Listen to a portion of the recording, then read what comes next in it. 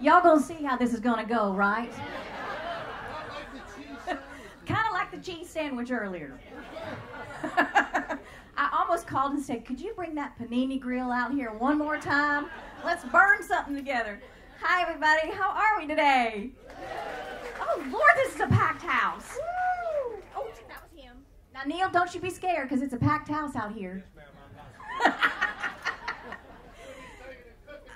Oh, he said you need to take a cooking class. Well, Lord, let's just get him on out here. I'm Nan Kelly, and I'm tickled to be with my friend, the one and only, the best entertainer in the world, Neal McCoy.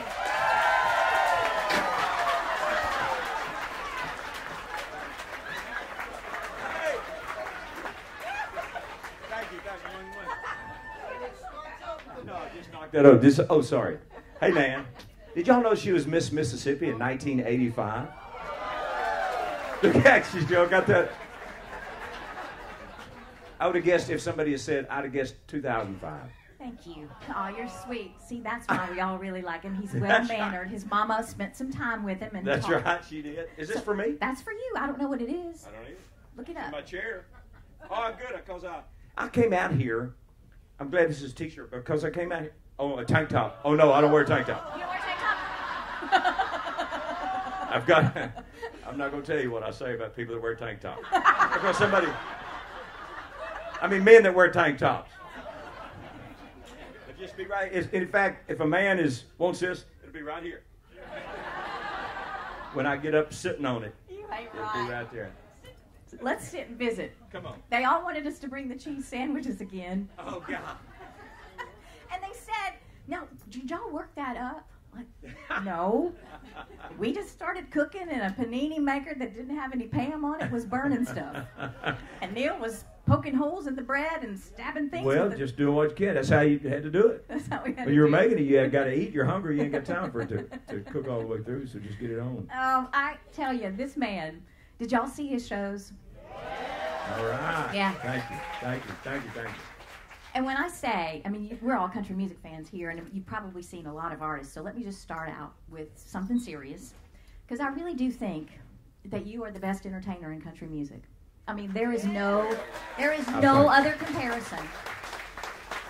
Where did you get the know-how to know what works? No, who taught you, or who did you learn from, or how did it just come to be that you know how to connect with people? Well, you just be a nice person. Yeah. Is where it starts, and then when I've told people this, I tell entertainers this too, and I know there's a lot of them on the ship and a lot of great entertainers on the ship. But if you'll just be the same person, like that sits here, and when you get on stage, then you don't have to worry about changing your persona or changing your attitude. If you're just a normal person, which is, I think, what these are people who are normal people, and they come to see a country music cruise, to hear country music and visit with people and friends and make new friends, and that's what we're about. It's really so simple, but so many people get so, from an artist standpoint, so full of themselves that they are somebody else from just walking around and dealing with people and their friends and stuff. They're a different person when they get on the stage, and they think that you got to be somebody else, and we're just kind of living proof that you don't have to be. You can still just be as goofy as you are here, and because they can read right through it. They can. They really can. You can. Yeah. And I don't know where I learned it. I got started with Charlie Pride in 1981. I won a contest in Dallas, Texas, and he took me under his wing, and I've opened shows with him for a few years across the world. And I got to watch Charlie Pride every night. So, in watching how relaxed he was with his audience and how real he was on stage and off stage, then and I was like that already. I just kind of that kind of guy. And then I just fine-tuned it, and Charlie gave me the avenue to do it, to be on stage and get to. And he used to say this. He said I'd watch him every time. I'd do my little bit. I'd use his band and open and go and sing, and then I'd stand on the sides and watch him. And Charlie would watch me, and I know I'm gonna. You just ask me one question, and I'll talk the whole 30 minutes. I know. I'm so sorry. No, we don't care, do we? No, that's why we're here. But somebody asked me in an interview. They said, "What's the best advice Charlie ever gave you?" And I said, "No advice." And because he didn't ever. He would put me out there with his band, and I would play, and I'd come off and do my little time, and come off and watch him. And he never one time said, Neal, because he had that such low voice. I wouldn't have told that joke, or I think you ought to. He never. He said later in the years, he said he heard me talk about it, and he said you were exactly right. I knew that you were clever enough or smart enough. If you did something wrong or something didn't work, you would know it. Mm-hmm. He said, so I didn't need to tell you. You thought, well, you told that and think, well, nobody laughed, nobody. Don't do that again. Let me mark that down. So the best advice he just gave me the avenue to be out there and learn, and now he's gone. Boy, we sure miss him. Oh God, we sure miss him. Yeah. My mama, we talk food, little food. My mother, he was from Mississippi. That's right. My family's in Hattiesburg, Mississippi, and they had a dinner for him eons ago, and my mother got invited, and she goes, I brought the turnip greens. And they had a country dinner for him, and that's, my claim to fame. My mama fed him, but I never had the pleasure of meeting him. Well, if you ever got a chance to watch him eat, which I did many times, he ate like a homeless person. and they hadn't eaten in a week because he would get up and he'd put it, his greatest thing ever, he'd put it up and he'd just kind of put his shoulders out to make sure no one got it, and then he would just go to eating. And until it was gone. And he'd it's like an old dog or something, because he'd eat and then he'd look and he would just keep eating. Oh my gosh. I'm going to tell the greatest Charlie Pride story. Do it. I've got. And it's about eating. We were playing in, I think, New York State at some place, big festival. And Charlie, we were backstage in catering, and some guy had somehow worked his way up to catering where they're just the artist and the stage people were supposed to be. Mm-hmm. And I was there with Charlie, and this was in the 80s. Mm-hmm. And this guy sat down, probably about where my road manager Les is standing. We're sitting at a table, and Charlie's eating, and he, he's doing that whole thing. He looked over, and I saw him, and he just kept eating. Finally, after he got done, that guy came up, and he said, Mr. Pride? And Charlie said, yeah. He said, I owe you an apology. And no. And Charlie said, no, he wouldn't even make eye contact with him. And that's not like Charlie. He said, you don't owe me an apology. He said, no, yes, sir, I do. I saw you 2 years ago. You did a show. I can't even remember the venue. Mm-hmm. And he said, at the end of it, he said, you were going off stage. He said, and Charlie said, I remember you. I was getting in the car, and you looked at me and gave me a thumbs down. And that guy was like, that's right. Wow. And it hurt Charlie so bad that he remembered that. And the guy said, you told us that you were going to, because you had to leave to go do something. And he said, I thought you were just not going to sign autographs and just being a jerk. And he said, and I found out that you were telling the truth. And he said, I owe you an apology. And he said, no, that's all right. But it hurt Charlie so bad. And all the shows he's done, and for him to remember that guy gave him a thumbs down when he was getting in the car, I thought, wow, that's somebody who cares. I don't care about y'all that much. So if you give me a thumbs down during the show, and I'm not going to remember you after the show, I'm just saying. I mean, act like I do, but I ain't going to. I love seeing you walk out in that audience on your show. I mean, you just worm your way through the crowd, and then he stopped on this fella over here on the left side of the stage. The man was drinking a cocktail or a drink or something. You were like, took it and just downed it. I know all the things COVID 101 you're not supposed to do. You're not supposed to go out there, because when you go out there, people are like, and then I was going up and holding fist. I was trying to fist bump them, and they're like, I don't even think you're supposed to be out here, much less touching me. But, what are you going to do? Y'all are all vaccinated or you wouldn't be on here. Yeah. Lord knows, God. And Lord, he was thirsty. I mean, you can't blame him. I drink. I'm not a big alcoholic drinker, no. But people bring us food. Some of y'all are the greatest cooks, and they'll bring food to us on the road. Right. And people can't believe it. Other artists will say, where are you going to put that? I said, we're going to eat it. And they say, really? You eat what people bring to you? And I said, yeah. And we do. We eat it. So far, so good. So far, so good. But now you know how to kill me. If you'll just, when y'all ready for me to go? Bring me some food. Bring me a pecan pie. Shoot this over there. Lord. Because I'm going to eat it fast, even before the show. Oh, my stars. I promised I wouldn't be grinning so hard because my face hurts still from earlier today. I want to touch on the USO because so many of the people that have been on this boat, Lee and a lot of the stars, you know, you give back like nobody's business. What is one moment that you will never forget from your USO journeys? Because you've made many of them. Oh, I've been on a bunch of them. I watched your interview with Lee, and Lee was talking about how he had done a USO a show with Bob Hope. I think when he was 17, and all his tour. And I've been fortunate enough that I've been on 17 USO tours. Wow. And yeah, it's a big deal. It's a big Thank deal. you. And we don't do it for the recognition. I was going to say I don't think anybody does. There are actually some people that do it for the recognition. And you don't. Because they'll go and they'll take their cameras, you know, and all their film people, and then, you know, they go there one day and then they come back and it's just like, you didn't go on a tour, you stupid liar. And they went to a safe base and just, you know, did a show where all the cameras were on. And it's not for the money either. I know that for No, because there is. That's what they pay you. Yeah. I was hoping I was going to make a little money. No. Didn't make no money. Why do you say yes every time?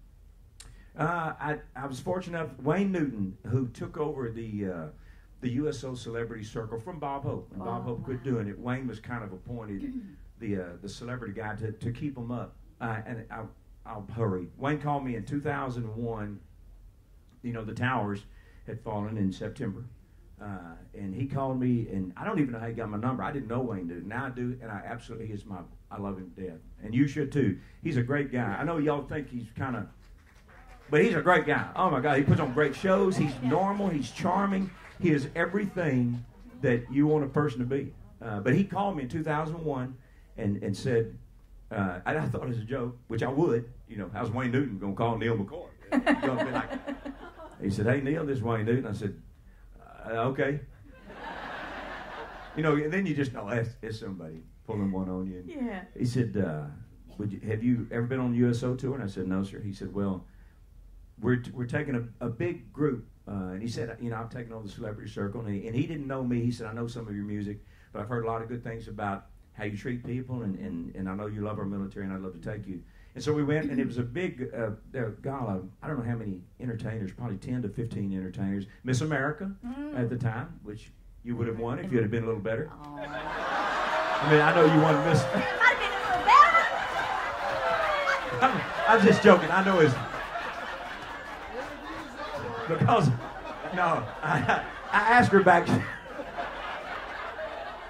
I asked her backstage because there's Miss America.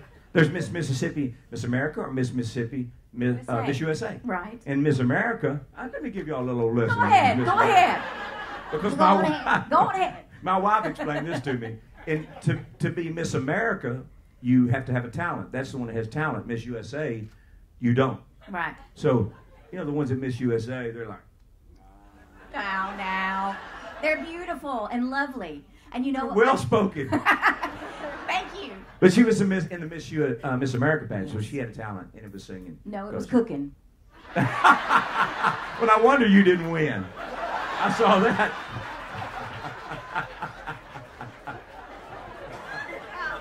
Oh my God, that was terrible this morning. Yeah, I loved it though. I don't care.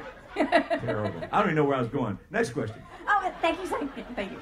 My ADD kicked in. So. That's okay, buddy. No, it didn't. Let's talk about your family, because I know you're such a family man. I mean, you have been. Your sweet wife and family are here with you. Who y'all did you My bring? son is out there. I see him right there. Hey! Swade is right there. Hi, the guy with his Swade. hand up. And his beautiful fiance, Hi, JC. Swade. So Swade's going to be an actor. Or Swade is an actor. Very well put. I said that wrong forever, too. Swade is an actor.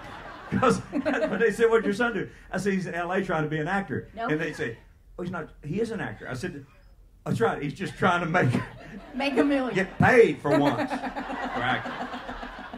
But he is a terrific actor. And you're right. He is an actor. Yeah. And he lives in L.A. And so I said this at the shows, I think, the other night. If anybody's a casting director or a producer. Or an agent. Or if you're just rich and need a tax write-off of about $30 million, we'll make the movie. You lose the money. He becomes a star. It works for everybody. You know, or you invest in me again. I'm looking for a record deal too. So I've screwed so many people in record deals, boy. They finally got around. Don't sign Neal McCoy. You He's don't. a nice guy, but it's just where You it's don't at. need a record label, my friend. Well, You don't you're need sweet. it. You don't need it. And your wife is here. Who else did you bring on the trip? About our daughter. My wife and I have been married 41.5 years. Lee, that's awesome. Yeah. That's awesome. And our daughter is here. She graduated from Texas A&M and a while back. Whoop, I say that because I saw some of the Aggie shirts. Oh, good. And she's out here with her husband, and all three of their sons are home, 10 years old, 7 years old, and 1 year old. And so it was a family thing. We try and make these things when we get these cruises. Right. Try and turn them into family things. So that's part of our thing, you know. And if they say, Neal, would you like to go on the cruise? I would, but I'd like to bring my whole family. Uh-huh. For nothing. They'll say, well, we'll talk about it. So if y'all would put in a good word that you enjoyed us on the cruise, maybe next January, I'll get to bring them again for nothing. No, you could bring all the people in your neighborhood for nothing. Oh, that's right. That's right. Exactly right. I want to talk seriously about your foundation. So, I mean, you see what you get. I mean, I love meeting people that are my heroes or that I admire, and I hope you feel the same way. And you're not disappointed when you meet them, because there have been times, when you meet someone that you truly admire. Few of them on this ship. And Y'all met them. You're not that way. I love meeting people. You're so sweet I'm and pull you out of a covering. hole. You're trying to cover for me. I'm He's covering not. for He's him. just joking. He probably isn't. But I love the fact that you. You should know we just talked about the same people. Oh God, we did not. We did not. You're gonna get me in trouble. This is my first time. They're gonna bring me back. You're not coming back. But I probably won't either. Oh yes, you will. We're already booked back. We're coming back. You're booked for next January. year, right? Yes, ma'am. On the cruise. Yeah, booked for next year. And Yay. when you talk to, I now work for StarVista, as a matter of fact. Right? So I can help you find the restrooms, give you places to eat, and also people to recommend. And I recommend that when you're talking to the StarVista people, that you ask for Recommend Nan me. to come back, because I'm is gonna sweet. teach cooking lessons. No, It's gonna be then great. never mind. It's gonna be great. She is terrific. You are terrific, my bud. I love your heart too, your family. He has a foundation in Texas, and I want to hear a little bit more about it, because I think that really needs to be discussed so that folks can support it. Tell me about the East I Angel. think so too. Thank you. You're welcome. It is called the East Texas Angel Network, and we live in Longview, Texas, which is in Northeast Texas. And we started the foundation. My wife and I started it 28 years ago. We're in our 28th year. Are you? To help children congratulations. with life-threatening, life-challenging illnesses, and we have raised, because of just normal people like y'all, and that live in our area, and some of y'all that have donated, because there's some Neal McCoy fans in here that will send a check and donate, and some of them show up down there at the end of September.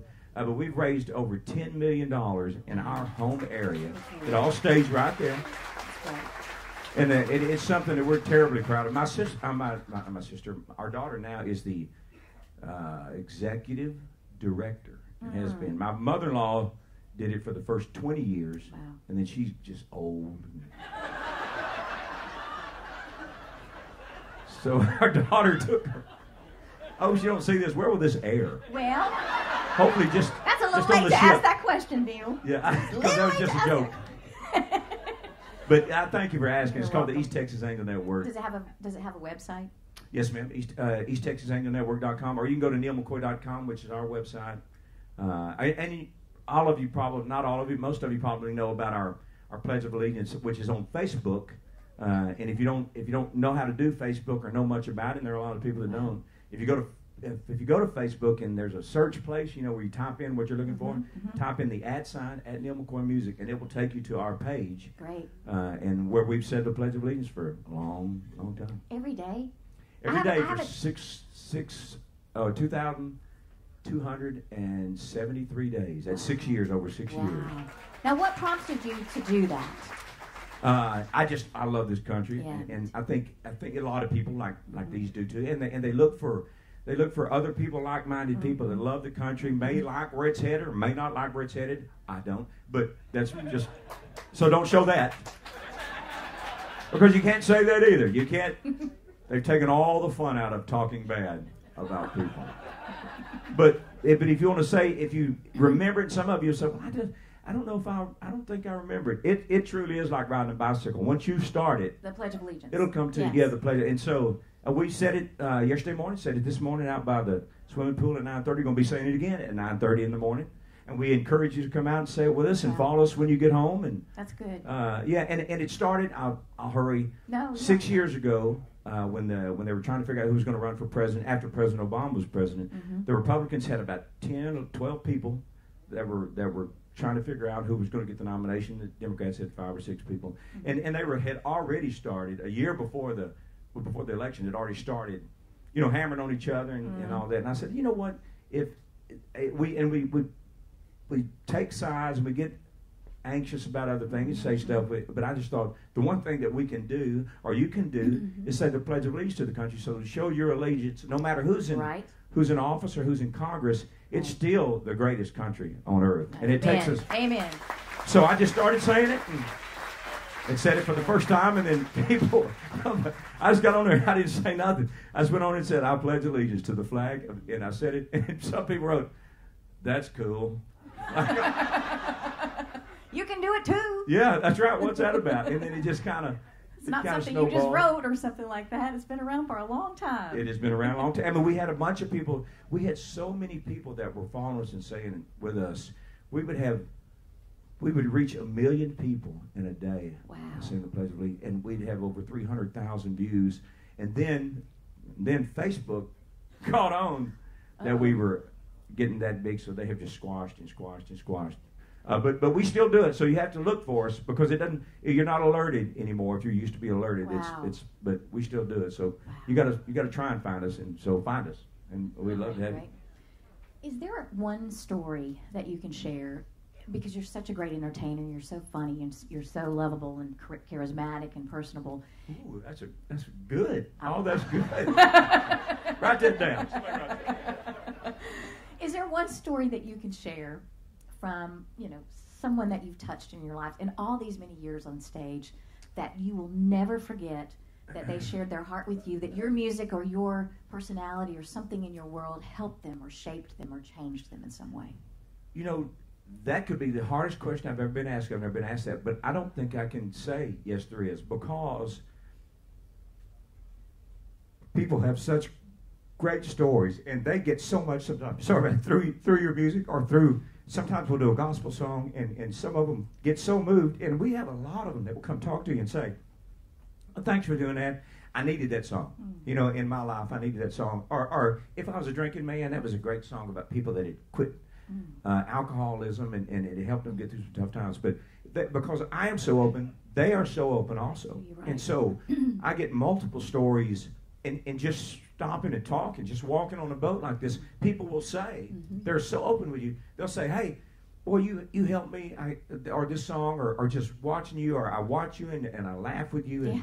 And so there's not really one story, I don't think that stands out, because they're all stories to them that mean the world to them. So I can't rate one over the other, but I love what I get. I'm so sorry. No, it's okay.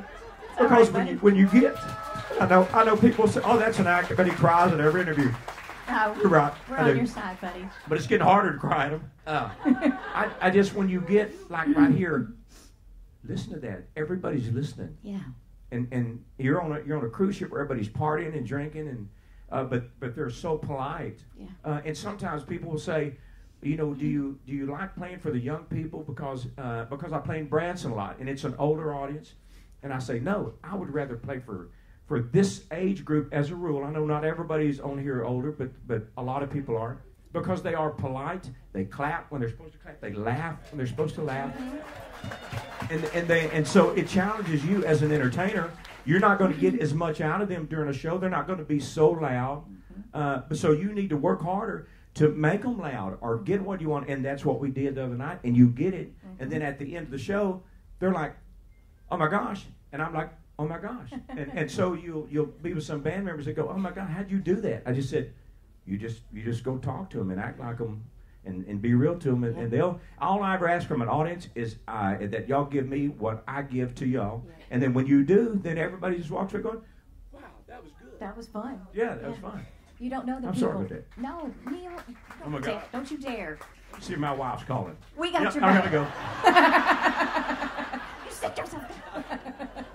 This is not showing. Is it showing in the rooms? I don't know. It might. It might Let's show hope in the not. room. No, it's all good. But when you, we want to see. People just are people. There's nobody else in this world but us. Yeah. You know, we have to all help one another and have your back. And I just leaving working with you this afternoon. This is just me, but you don't know the people that stop to say, "I enjoyed that so much." Good. You're bringing enjoyment and entertainment in this world when it's so hard and who knows what is happening with our world. You make a difference. How is that what you draw on to keep going? You have a packed schedule. I don't know how you keep your energy up. Is that what you pull from? Well, I just put my 5-hour energy down back there. That helps on some nights. Some nights. But we run a lot, and we work a lot, and we visit people a lot. But my goal, I take it, because when you introduced me, you said one of the greatest entertainers that's out there. But to be that, you have to take it as a personal challenge to be a great entertainer every night.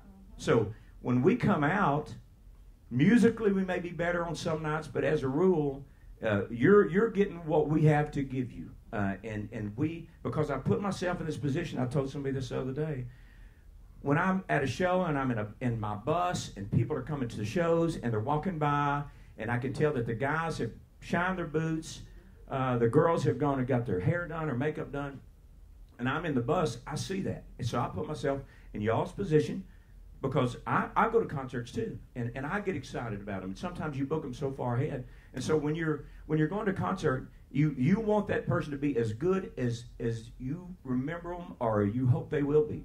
And so it is mine and my band's goal to be that good. So when you walk away, you go, you're not disappointed. Like you talked about it earlier, meeting some people that sometimes don't live up to what you wanted them to be. We don't ever want that said about us from a performance standpoint. Now you may not like, and we pick on people, we make fun of people, but we make fun of a lot of people.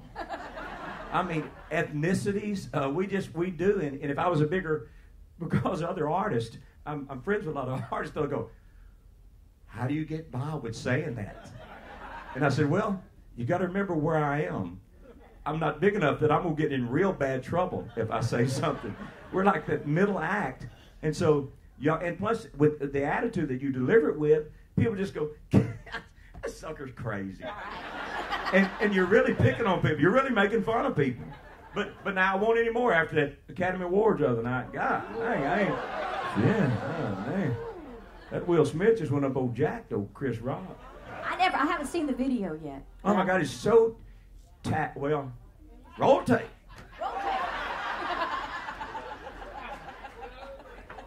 It is so tacky. I thought it was so tacky what Will Smith did because Chris Rock is and he's, God, this is an age who made fun of more than anybody than Don Rickles. Oh my gosh. He made fun of every person and people loved it because not everybody was so uptight. Yeah, and he's a comedian. That's what he does. He's a comedian. That's his shtick, and that's Chris Rock's shtick to pick on people. And Will Smith just went up and hit him, and I thought it was so tacky. I can't believe that they left him in the audience. And then he won Entertainer of the Year or whatever you win at the Academy Awards. What do you have left in your career that you want to accomplish? What is your next level? And then we'll wrap up here in just a second. I think the next thing that I look forward to is the next show because I don't have a lot of. I've always thought that in the right environment, I'd have been a good host of something Absolutely. or a good game show host. Absolutely. But now, I'm past my prime. What did you say, Jeopardy? Jeopardy. Oh, well. No. Yes, thank you, and no thank you. That would be hysterical. It'd be fun, but I would be so stupid I wouldn't know any of the answers. And they at least know the answers, but I think they get to cheat, the host. I think the host gets to cheat and know the answers. So you would be great at that. I would just watch just to laugh. But I've always thought of having. I'd love to have my own TV show that you could reach people, and because it would just be a real delivery and real. Matter of fact, I dealt with some people on trying to do a reality show at one time, And then I dug deeper, and it's not, none of it's real. No. It's all staged, and so to combat that, I got a little old Facebook Live page. It's called Just Talking. It's a subscription page. I know some of you go, oh, hey, trying to get her money. That's right. Hey, it's a lot of work. You can't just say, yeah, I've been doing the Pledge of Allegiance for 6 years for free. The least you could do. But it's a subscription. It's called Just Talking, and so I go live every day, every evening / afternoon, evening, and bring people in. They get to know our grandkids. They know that we take them live. Les is doing it right now. So there are people that are subscribers that are on a staycation with me. I'm out here doing a vacation, and they're getting to be with us. So they're watching us on my internet, and they pay $10 a month, and we take them on all kinds of things, and it's the best deal. And that's the only reality show that ended up making sense for me is that your own stuff. Yeah, they're there. This is real. Let's give them a big round of applause for Facebook. Yes.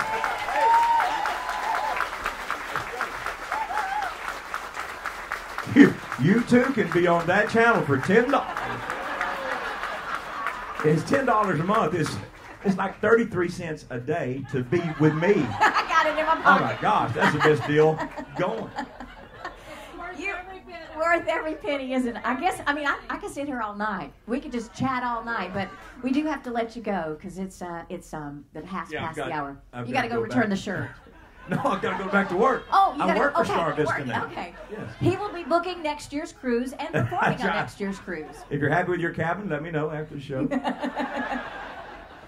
You are just the best. Oh, do you want to take a question or two? I mean, do we have time? Do we have time? Just a couple of questions. Is anybody... Okay, there's two people. We'll pick these folks out right. Oh, that girl first. Yes, ma'am. Yes, ma'am. My nephew, you're his favorite entertainer. Good for him. He's a math teacher at high school and a cross-country runner. He would love that tank top. Oh, you love that tank top. Oh, here. Well, who gave this to me? No, give it away. Give it away. It's easy for you to say unless you were the one that gave it to me. You did? Then you're going to go, he just gave that away. I just spent $30 on that. Let me read it. I've sent it to you anyway. We stand together. Your nephew, all right, tell your nephew, there you go. Look at that. We'll sign it. Okay, I'll sign it. Yeah. We'll sign it. I wouldn't, yeah, I don't. I don't have a pen either. I work hard to keep my girlish figure, but I do not wear tank tops.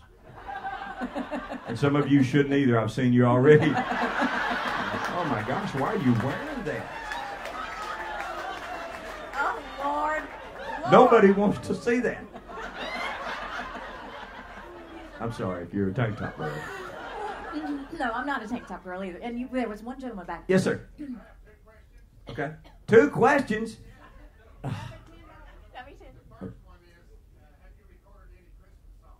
Have I recorded any Christmas songs? I have. It's just a single that I combined 2 songs on. I'll be home for Christmas and have yourself a merry little Christmas. Yeah, I love Christmas time. I love gospel music. I have not recorded a gospel album yet. But since you talked about it, if y'all would all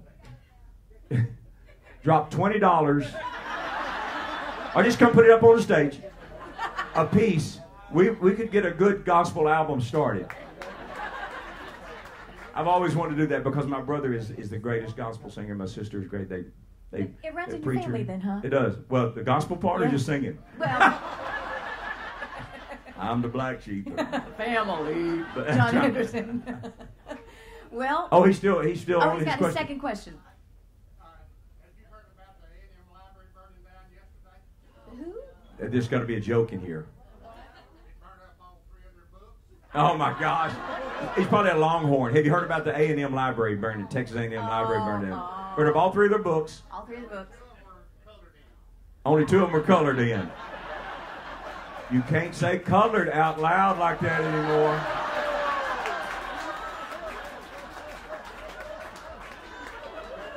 Roll tape.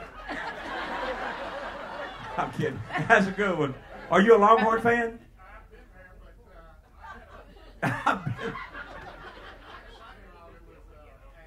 Oh, yes, sir. It's the best school in the country, by the way. Yes, ma'am. No. You're last. Or you're not last.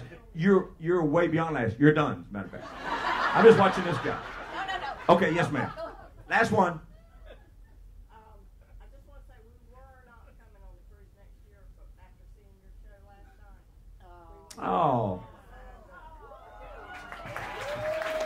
She said we were not coming on the cruise next year, but after seeing our show, she is. Huh? Oh, you bought a hat. That's right. There may be. Got a hat too. I see some Neal McCoy hat. Bless your heart. Yep. There's 2 different colors now. There's Well, two there, different there's two. Well, there were 4 different colors. There's orange, blue, Tiffany blue, pink, and pink. So Look how go many get people them. And have I know some of you think, well, they're high priced. Well, hell, we had to bring them a long way. Oh my God. Do we not love Neal McCoy, everybody?